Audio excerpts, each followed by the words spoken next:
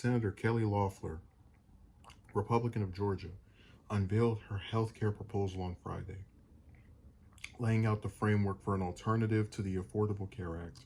The proposal, dubbed the Modernizing Americans Healthcare Plan, comes as Loeffler faces a runoff election against Democratic opponent Raphael Warnock in January.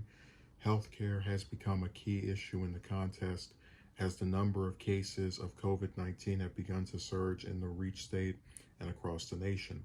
Loeffler said the plan makes a patient-centered approach and includes language aimed at helping tackle the COVID pandemic. Yeah, I don't want to get demonetized. The measure would codify Trump administration proposals, including the expansion of insurance plans that don't comply with the Affordable Care Act and expand access to telehealth.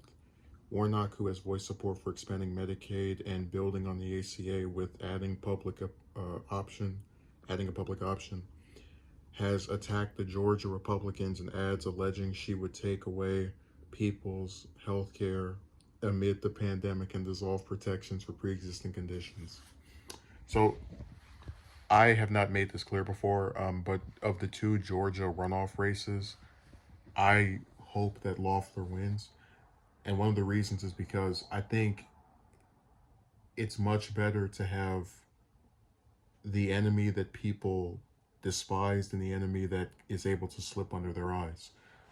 So if Warnock supported single payer, if he was for ending wars, which we don't even know his position on that, because that's how ridiculously centered on COVID these races are. It's like you're going to elect somebody to a 6-year or 2-year term in the case of Georgia, but we're not going to know what the extent of their positions are.